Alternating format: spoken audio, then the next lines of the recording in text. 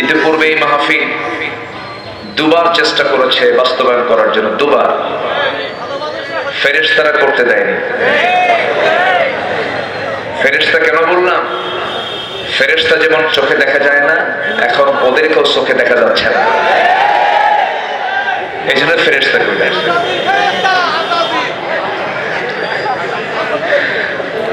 যাক, সাতক্ষীরা তো, সাতক্ষীরার প্রতিটি ঘরই তো ইসলামের দুর্গ।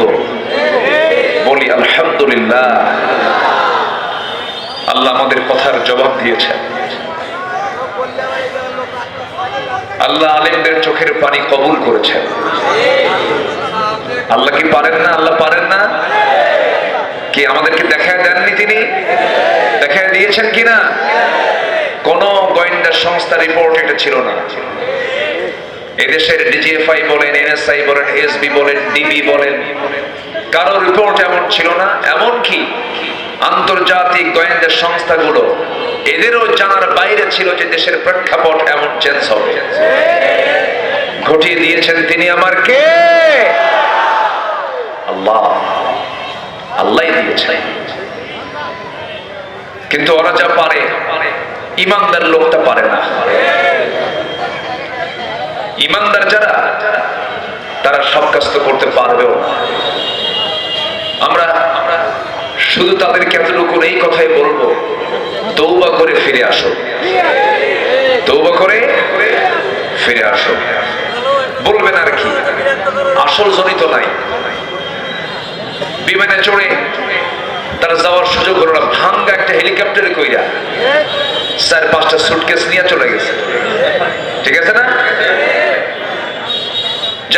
আমরা যারা বসে আছি, আমরা বিবেকহীন না বিবেকবান? এটা ভালো করে বলবেন, বিবেকহীন না বিবেকবান? আল্লাহ তাআলা বিবেকহীনকে কোথায় দিবেন? বলেন কোথায় দিবেন? বলেন জাহান্নাম। বিবেকবানকে জান্নাত দিবেন। বিবেকবান সেই যার মধ্যে ঈমান আছে। যার মধ্যে কি আছে? ঈমান আছে। আমি সূরাতুর রা'দ থেকে, রা'দ মানে হলো বজ্রপাত। বজ্রপাত দেখেন না, বজ্রপাতে মানুষ মারা যায়, যেটাকে এলাকায় কি বলে? চড়কা। ওই যে মানুষ পড়ে যে মারা যায়, হ্যাঁ?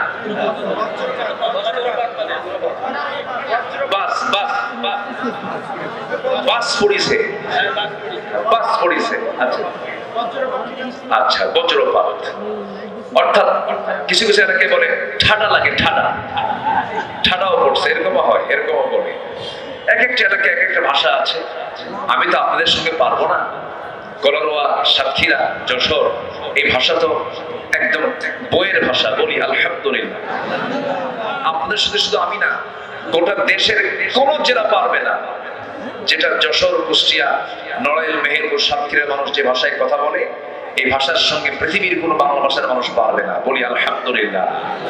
এটা আপনাদের জন্মগত দিক, এই এলাকায় জন্ম হয়েছে, এই জন্য আপনাদের ভাষাটা সই। তো বজ্রপাত এই নামেই আল্লাহ পাক এই সূরার নামকরণ করেছেন। আকাশ থেকে বিজলি চমকায় আমরা দেখি। এই বিজলিটা আল্লাহ রাব্বুল আলামিন বান্দাকে দেখান। আল্লাহর ক্ষমতা আছে না নাই বলেন তো? মেঘের ঘর্ষণ হয়। আমি মেবি 2022 সালের শেষ দিকে আমি মধ্যপ্রাচ্যের কাতার থেকে, দোহা থেকে আমি ঢাকা আসতেছিলাম বিমানে করে। তো বিমানে চড়লে এরকম আমার কখনো মনে হয়নি। সেইবার মনে হলো যে আচ্ছা, আমি যে মেঘমালা গুলো দেখতেছি, বিশাল মেঘমালা, ওই বিমানে চড়লে দেখা যায়, এগুলো কি ওজন আছে নাকি? এটা মনে মনে চিন্তা করলাম, আমার জানা ছিল না। পরে সার্চ দিয়ে দেখি কিউমুলাস নামে কিছু মেঘমালা আছে যাদের ওজন হচ্ছে লক্ষ লক্ষ টন টন ওজন। আল্লাহু আকবার। আচ্ছা, কোনদিন কি দেখছেন কিছু মেঘমালা, কিছু মেঘখণ্ড ভেঙে পড়ছে? যদি ভেঙে পড়তো, মানুষ কি বিল্ডিং বানাতো? বিল্ডিং বানায় লাভ কি? মেঘমালা যদি ভেঙে পড়ে, কোন বিল্ডিং এ টিকবে? টিকবে না। আল্লাহ রাব্বুল আলামিন এই মেঘমালার যে ওজন আছে, আজ থেকে ১৫০০ বছর আগে জানায় দিলেন, হুয়াল্লাযী ইউরিকুমুল السحاب الثقال জোরে বলুন আল্লাহু আকবার। তিনি সেই মহান প্রভু যিনি আকাশে মেঘমালাকে উত্থিত করেছেন, ওজন করে উত্থিত করেছেন, ওজন করে রেখে দিয়েছেন। ওজন মেঘমালার যে ওজন আছে পৃথিবীর মানুষ আগে জানতো না, হালে এসে প্রমাণ করেছে, কোরআন জানিয়ে দিয়েছে আজ থেকে ১৫০০ বছর আগে। জোরে বলি সুবহানাল্লাহ। আমার নবীজি তো বিমানে চড়েন নাই, আমার নবীজি মেঘমালা নিয়ে তিনি কোনো গবেষণা করার সুযোগ পান নাই। অতএব রাসূল থেকে জানার কথা না, জানিয়ে দিয়েছেন রাসূলকে বিশ্ববাসীর জন্য। কে জানিয়ে দিয়েছেন? আল্লাহ জানিয়ে দিয়েছেন। এরকম করে বহু তথ্য আছে কোরআনে, যেটা আজকে বিজ্ঞান এসে এটাকে প্রমাণ করছে। মানে বিজ্ঞান প্রমাণ করছে না, বিজ্ঞান কোরআন থেকে ধার নিয়ে এটাকে গবেষণা নিয়ে আসতেছে। বলি আলহামদুলিল্লাহ। বিজ্ঞান তো কখনো কোরআনের ভুল ধরতে পারবে না, কোরআনে বিজ্ঞানের ভুল ধরে ফেলবে, এটাই স্বাভাবিক। কারণ কোরআনটা কার রচনা? কোরআনটা কার রচনা? আল্লাহর রচনা। যিনি আকাশ বানিয়েছেন, যিনি জমিন বানিয়েছেন, তিনি কোরআন নাযিল করেছেন। জোরে বলে সুবহানাল্লাহ। সম্মানিত ভাই, সম্মানিত বন্ধুগণ, উলুল আলবাব, এটা কি বলা হলো বিবেকবান। আল্লাহ তাআলা বিবেকবান বান্দা কারা, তাদের একটা চিত্র সূরা রাদের মধ্যে করে দিয়েছেন। যদি বিবেকবান বান্দার গুণের মধ্যে যদি আমাদের গুণ যদি মিলে যায়, তাহলে ভাববো যে আমরা জান্নাতে যাচ্ছি। জোরে বলে সুবহানাল্লাহ। ৯টা গুণ, যার মধ্যে ৯টা দিক থেকে যাবে, ৯টা বৈশিষ্ট্য থেকে যাবে, সে হচ্ছে বিবেকবান। কোরআনের দৃষ্টিতে সূরা রাদের কয়েকটা আয়াতকে সামনে রেখে আমি কথা বলছি। সূরা রাদের ১৯, ২০, ২১, ২২ এই ৪টা আয়াতে প্রকৃত বিবেকবান কারা, তাদের চিত্র, তাদের কিছু গুণ, তাদের কিছু বৈশিষ্ট্য আল্লাহ পাক তুলে ধরেছেন। আমরা একটা একটা করে শুনবো। আল্লাহ পাক কি সুন্দর করে বলছেন। আল্লাহ রাব্বুল আলামিন বলেন, আফামান ইয়া'লামু আন্নামা উনজিলা ইলাইকা মির রাব্বিকাল হাক্কু কামান হুয়া আ'মা ইন্নামা ইয়াতাযাক্কারু উলুল আলবাব। জোরে বলুন আল্লাহু আকবার। উলুল আলবাব কারা? বিবেকবান কারা? উলুল আলবাবুল আরবি শব্দ, যার বাংলা হচ্ছে বিবেকবান। বিবেকবান কারা? যাদের মধ্যে ৯টা বৈশিষ্ট্য খুঁজে পাওয়া যাবে। নাম্বার 1 হলো আল্লাযীনা ইউফুনা বিআহদিল্লাহি ওয়া লা ইয়ানকুদুনাল মিসাক ওয়াল্লাযীনা ইয়াসিলুনা মা আমারা আল্লাহু বিহি আইয়ুসালা ওয়া ইয়াখশাউনা রাব্বাহুম। জোরে বলুন আল্লাহু আকবার। জোরে বলুন আল্লাহু আকবার। আমার বন্ধুগণ, নাম্বার 1 হলো যে সমস্ত লোকগুলো আল্লাহর সঙ্গে কৃত ওয়াদা যারা পূরণ করবে, যারা অঙ্গীকার যারা পূরণ করবে। আমি আপনি দুনিয়াতে যখন আসি নাই, মার পেটের ভিতরে ছিলাম 2 বছর। মার পেটের মধ্যে যখন আসি নাই, তখন আমরা ছিলাম কিন্তু রূহের জগতে, আলমে আরওয়াহে ছিলাম। আলমে আরওয়াহে আমাকে প্রশ্ন করেছিলেন মহান রব্বুল আলামিন। কোরআন বলে দিচ্ছে, আলাস্তু বিরাব্বিকুম, আমি কি তোমার রব নই? সেই রূহের জগতে আমি স্পষ্ট ভাষায় জানিয়ে দিয়েছি, হ্যাঁ তুমি আমার রব। ক্বালু বালা। যদি আজকে আমাদের দুনিয়াতে মনে নাই, কিন্তু এই কথা বলেছি, শতভাগ সত্য জানিয়ে দিয়েছে কোরআন। বলেছে কিনা? বলেছে, কিন্তু আমরা জানি না, মনে নাই হয়তোবা। অনেক কিছুই তো মনে নাই আমাদের। আমরা মার পেটে 10 মাস ছিলাম, এটাও কিন্তু আমরা দেখি নাই, মনে নাই। আমাদেরকে বলে দিয়েছে, আমরা বিশ্বাস করে নিয়েছি। মার পেট থেকে দুনিয়াতে এসেছি, 2টা বছর দুধ পান করেছে, এটাও কারো মনে নাই, কিন্তু বিশ্বাস করে নিয়েছে। আমাকে জানিয়ে দিয়েছেন মা, আমাকে লোকজন বলেছেন তুমি এই মায়ের দুধ পান করেছো, বিশ্বাস করে নিয়েছি। মার দুধ পান করা যেমন না দেখি বিশ্বাস করতে হয়, মার পেটে যেমন 10 মাস থাকা না দেখে বিশ্বাস করতে হয়, ঠিক তেমনি রূহের জগৎ আমি বলেছি, হ্যাঁ তুমি আমার রব, এমনই কথাটাও না দেখে বিশ্বাস করতে হবে। এটাই হলো ঈমান। এটা কি ঈমান? আমি রূহের জগতে বলে এসেছি, হ্যাঁ তুমি আমার রব। আল্লাহ বলছেন, যারা এই ওয়াদা যারা পূর্ণ করবে তারা হচ্ছে বিবেকবান। তারা কি বলেন তো? বিবেকবান। অর্থাৎ হ্যাঁ তুমি আমার রব। রব মানে কি? রব মানে হচ্ছে আইনদাতা, বিধানদাতা। সকল প্রকার অপূর্ণতা, অযোগ্যতা, ব্যর্থতা থেকে যিনি মুক্ত, তিনি আমার কে? একটু জোরে, তিনি আমার কে? আমার আল্লাহ যে আইনদাতা, তিনি যে আইন দিয়েছেন এতে কোনো সন্দেহ আছে? কিন্তু আমার দেশে যে আইনটা আছে, রাষ্ট্রীয় পর্যায়ে যে বিধানটা আছে, এটা কি আমার আল্লাহর আইন?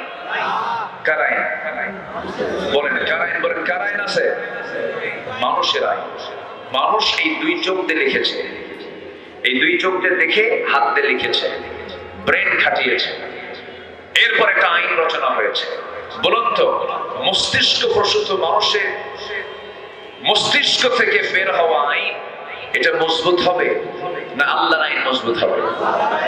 তাহলে আমরা যে আইন দিয়ে চলছে এটা কি মজবুত আইন না দুর্বল আইন? বলুন বলুন, কি আইন বলেন? দুর্বল আইন। এবং দুর্বল আইন দিয়ে বলা হয় যে মধ্যযুগীয় সেই ১৫০০ বছর আইন দিয়ে, ১৫০০ বছর আগের আইন দিয়ে আজকের সমাজ চলতে পারে না। এমন জাতীয় বাজে কথা বলার মতো মানুষ আমার দেশে আছে না নাই? তাদের কি বিবেক আছে? তাদের কি বিবেক আছে? আল্লাহ বলছেন তারা হচ্ছে বিবেকহীন। বিবেকবান তারাই তো ওয়াদা আল্লাহর সঙ্গে যে করে এসেছিল রুহের জগতে, হে তুমি আমার আইনদাতা, যারা এটাকে এই ওয়াদা যারা পূরণ করেছে তারা হচ্ছে বিবেকবান। এখন বলি আপনাদেরকে, একটু মন খারাপ করা যাবে না। আমার আল্লাহর আইন ছাড়া যারা অন্য কোন আইনকে বিশ্বাস করে যদি কেউ নামাজ পড়ে, এটা ভণ্ডা বেচারা কিছু না। আসতে বলবেন না, জোরে বলুন ঠিক কিনা? আল্লাহর আইন বাদ দিয়ে অন্য আইন মানে, এদিকে নামাজ পড়ে, এদিকে হজও যায়, ওর সুবিধা মতো সে ইসলামকে মানতে চায়। আমার আল্লাহকে যদি রব হিসেবে মানতে হয়, আমার আল্লাহকে আইনদাতা হিসেবে মানতে হবে, ঠিক কিনা বলেন?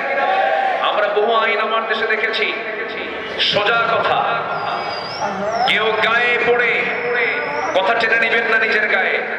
সোজা কথা বলি, এই দেশের স্বাধীনতাটা ৫৩-৫৪ বছর চলছে আজ।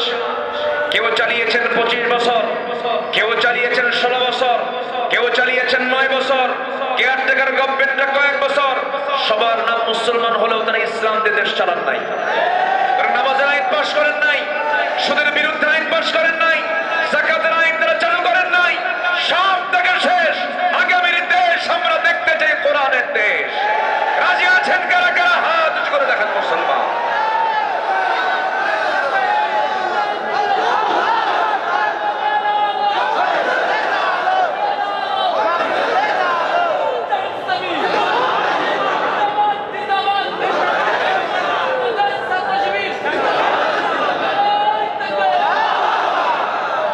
তাফসীর মাহফিল জিন্দাবাদ।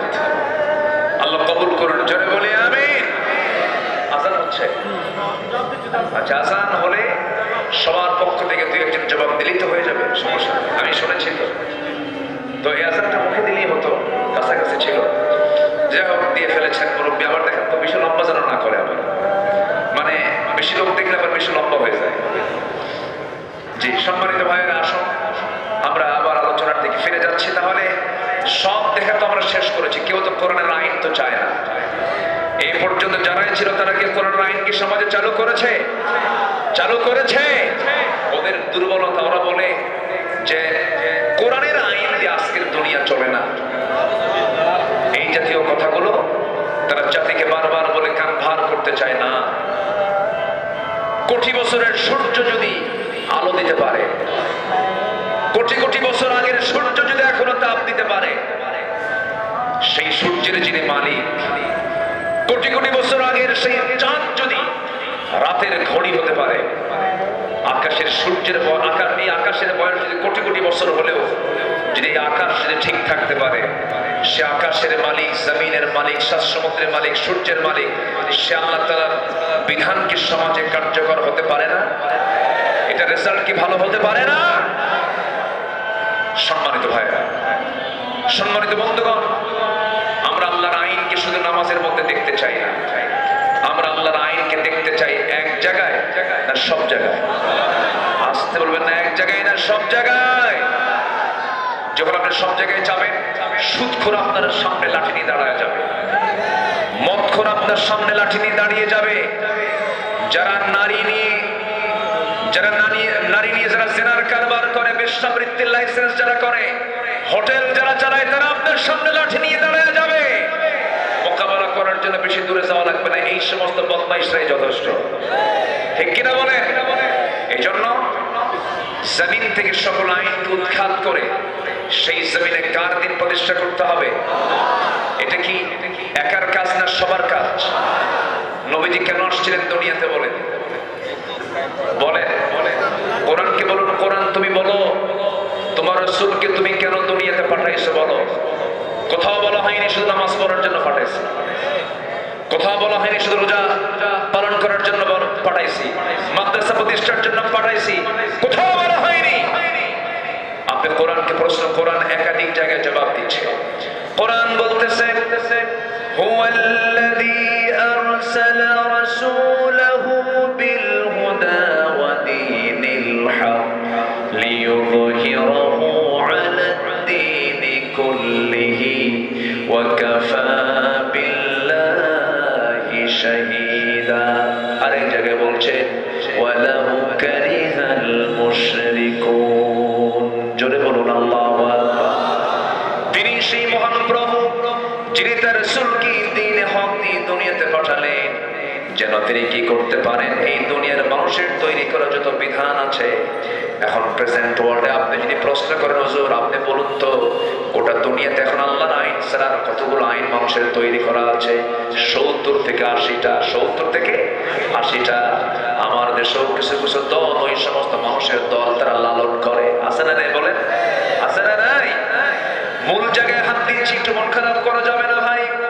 আমার কবরে আমি যাব, আপনার কবরে আপনি যাবেন।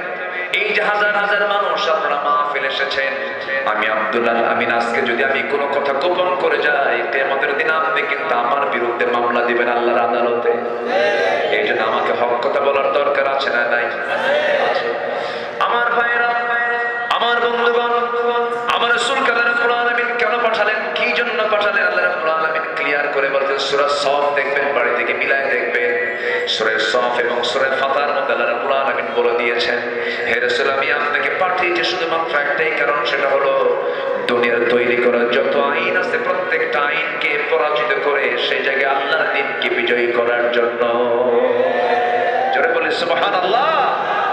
এই বিজয় করার জন্য রাসূলকে ঘর বাড়ি ছাড়তে হয়েছে, তায়েফে মার খেতে হয়েছে। ইতিহাস তো বলার সময় নেই আজকে, শুধু ইঙ্গিত দিয়ে যাচ্ছি। মক্কায় রাসূলকে মেরে মেরে অজ্ঞান করে দেওয়া হয়েছে। আমার নবীর শেষ জীবনে যেদিন রাসূল দুনিয়া থেকে বিদায় নেবেন, আম্মা জান আয়েশা উরুতে মাথা রেখে তিনি প্রচন্ড কাতরাচ্ছিলেন। সেই সময় তার দেহের মধ্যে পুশ করা ইহুদিদের ষড়যন্ত্রের একটা অংশ ছিল। রাসূলকে মেরে ফেলার জন্য তারা খাবারের মধ্যে বিষ ঢুকিয়ে দিয়েছিল, সেই বিষক্রিয়া দেখা দিচ্ছিল, প্রচন্ড জ্বর, রাসূল কাঁপতেছিলেন, ঘাম ঝরতেছিল শরীর থেকে, কপাল ঘেমে যাচ্ছিল। আমার নবীজি বলছেন আয়েশা আমার বুঝি মৃত্যুর সময় চলে এসেছে, আমি মনে হয় দুনিয়া থেকে বিদায় নিয়ে নেব। তবে আয়েশা একটা কথা বলি, দেখো না তুমি আমার মাথা থেকে শুরু করে পা পর্যন্ত দেখো, প্রত্যেকটা জায়গায় আমার আঘাতের চিহ্ন। আল্লাহু আকবার বলেন। আমার নবীর মাথা থেকে পা পর্যন্ত শুধু আঘাত আর আঘাতের চিহ্ন ছিল। বিশাল আঘাতের চিহ্ন হয়েছিল তায়েফে। আমি তায়েফে যতবার যাই ততবার সেই জায়গাগুলো আমি ঘুরে ঘুরে দেখি আর রাসূলের স্মৃতিচারণ করি। রাসূলকে কেমনে মেরেছিল সেদিন তারা, যে রাসূল সূর্যের নিচে হাঁটলে পরে আল্লাহ পাক তার সম্মানে সূর্যের নিচে একখণ্ড মেঘ আল্লাহ পাক রেখে দিতেন। সেই নবীজি তায়েফে একা এমন মারা মারল, রাসূলকে মেরে ফেলার নিয়তে তারা মেরেছে। চোকা চোকা পাথর নবীজির হাতের মধ্যে যখন হাত ঢুকত, তুলার চেয়ে নরম ছিল আমার নবীর হাতগুলো। যখন মেরে দিয়েছে সেই পাথরগুলো, চোকা চোকা পাথর নবীজির মাথা থেকে পা পর্যন্ত লেগে লেগে ক্ষত বিক্ষত হয়ে গেছে।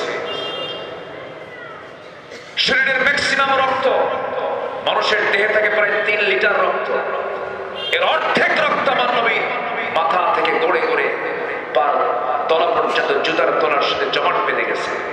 জুব্বাগুলো রক্তে লাল হয়ে গেছে। নবীজি মাথার চক্কর মেরে পড়ে গেছেন, সেন্সলেস হয়ে গেছেন। মালাকুল জিবাল এসে বলতেছে, ইয়া রাসূলুল্লাহ, শুধু আপনি অর্ডার করবেন, দুই দিকের পাহাড় দিয়ে চাপা দিয়ে আপনাকে বাঁচানোর জন্য এই তাইফবাসীকে শেষ করে দেব। রাসূল বললেন, না, লা বাল আরজু, আমি আশা করি এই লোকগুলো যারা আমাকে মেরেছে তারা হয়তো ইসলাম কবুল না করলেও তার সন্তানরা ইসলাম কবুল করবে, আমি এদেরকে মাফ করে দিলাম। রাসূল তাদেরকে মাফ করে দিলেন।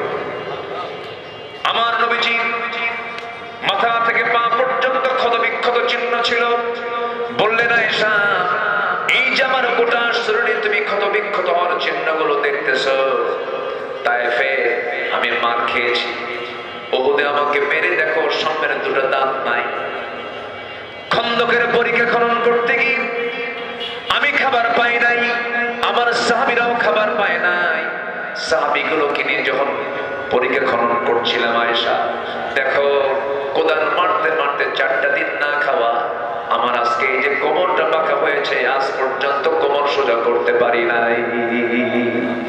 আমার ভাইরা, দিন কায়েমের সংগ্রাম করতে গিয়ে যদি গোটা শরীরে আঘাতের চিহ্ন নিতে হয়, দাঁত ভাঙতে হয়, দেশ ছাড়তে হয়, হামলা মামলা খেতে হয়, কোমর কোজা করে ফেলতে হয়, কোমরটা হারাতে হয়, বিশ্বনবীর মতো জায়গা থেকে যদি এমনটা কষ্ট করতে হয়, সেই জমিনে দিন কায়েমের জন্য আমাদের প্রচেষ্টার দরকার আছে না নাই?